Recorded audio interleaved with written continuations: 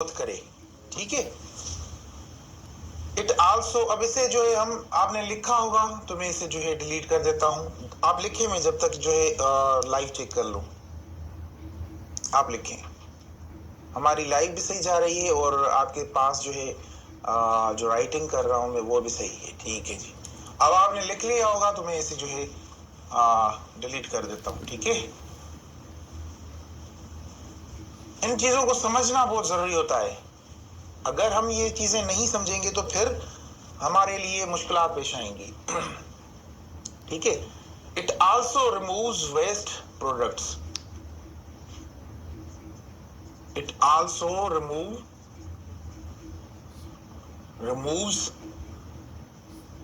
waste products from the baby bloods.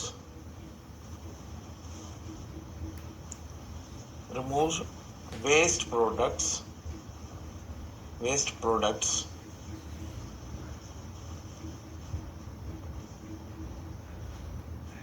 from the baby waste products. It also remove from it also remove waste product from the baby's blood, from the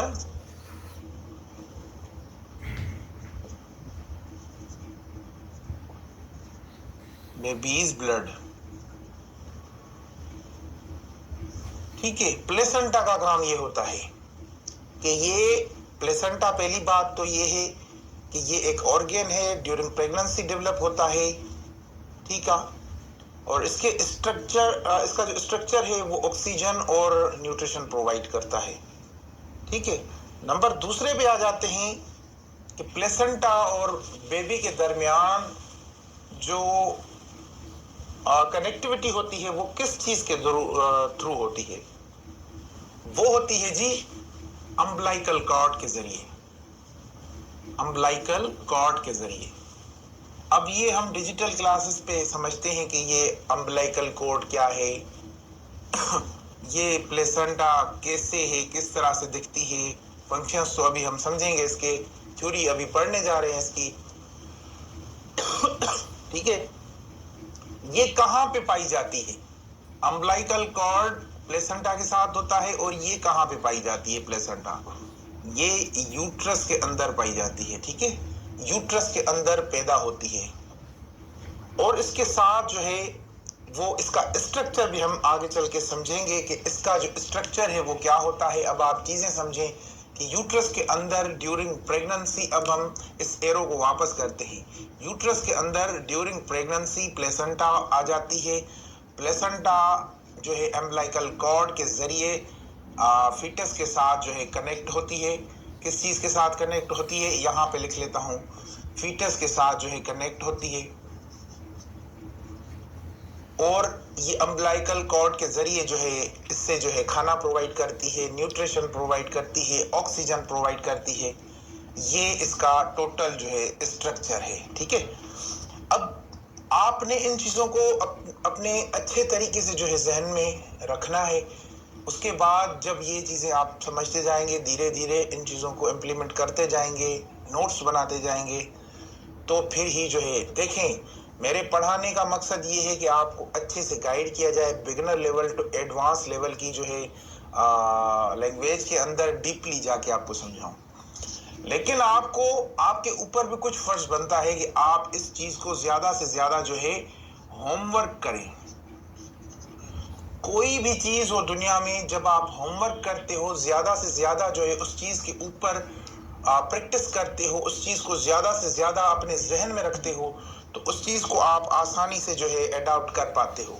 तो आपने homework ज्यादा करना है, सबसे ज्यादा जितना हो सके आपने होमवर्क इस चीज का करना है, जो भी मैं आपको चीजें पढ़ाता जाऊं, ठीक है। अब ये चीजें आपको समझ में आ रही होंगी। अब हम आगे थोड़ा चलेंगे, ठीक है। अब हम बात करने जा रहे हैं कि इसकी जो नॉर्मल थिकनेस है, किस चीज की? प्लेसेंटा की जो प्लेसेंटल नॉर्मल थिकनेस है, नॉर्मल थिकनेस,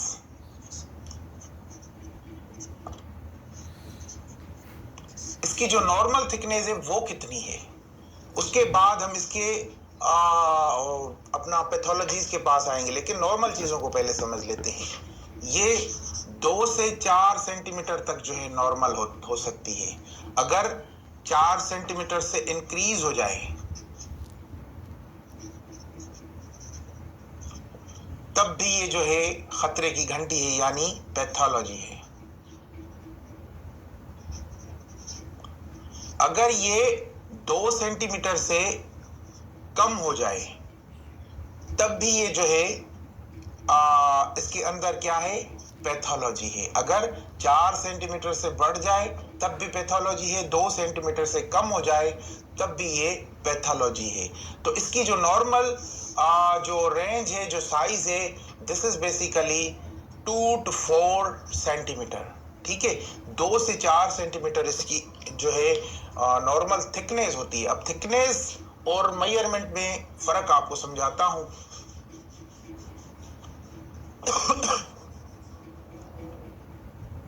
थिकनेस और मेजरमेंट में फर्क ये होता है कि प्लेसेंटा इस तरह से होती है, ठीक है, इस तरह से होती है।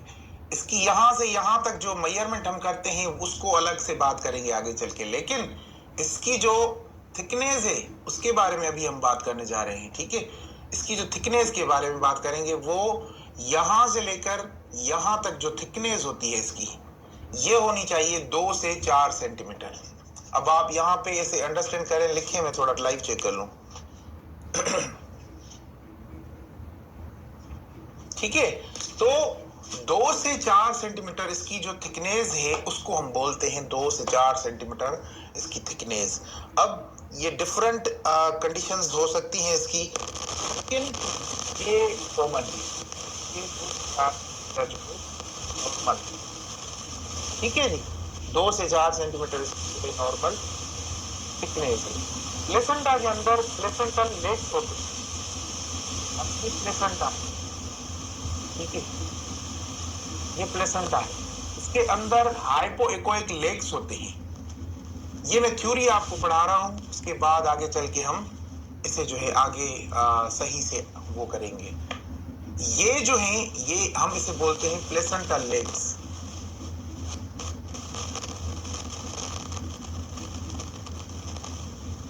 ये लिखें, ये आप आगे समझेंगे। This is basically placental legs. ये जो है हम इसको प्लेसेंटल लेग्स बोलते हैं। ठीक है, प्लेसेंटल लेग्स के बारे में आगे चल के बात करेंगे। मजीद हम अपना टाइम जाया नहीं करते।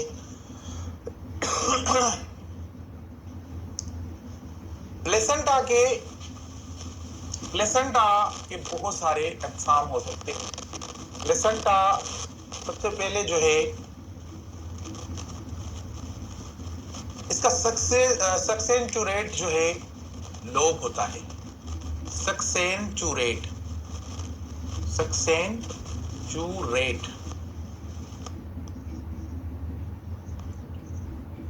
सक्सेंचुरेट लोब मींस कि प्लेसेंटा यूट्रस के अंदर एक तो ये प्लेसेंटा है, ठीक है, ये प्लेसेंटा है, लेकिन इसका जो दूसरा लोब है, अब 1 मिनट में समझाता हूं आपको। आप इसे जो है आपने लिखा होगा, अब थोड़ा हम इसे मिटा देते हैं। सक्सेंचुरेट लोब सबसे पहले यहां पे लिखते हैं, सक्सेंचुरेट।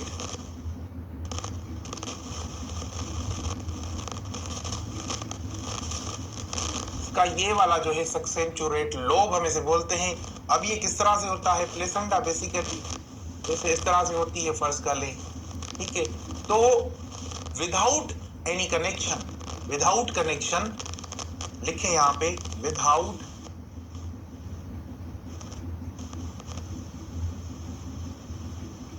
विदाउट कनेक्शन इसकी आपको दूसरी प्लेसेंटा जो है नजर आएगी यहां पे।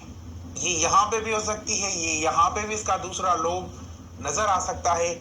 हम इसको बोलते हैं सक्सेंचुरेट लोब। प्लेसेंटा के ये एक लोब भी हो सकते हैं, 2 भी हो सकते हैं, और मोर प्लेसेंटल कनेक्शंस भी ये हो सकते हैं।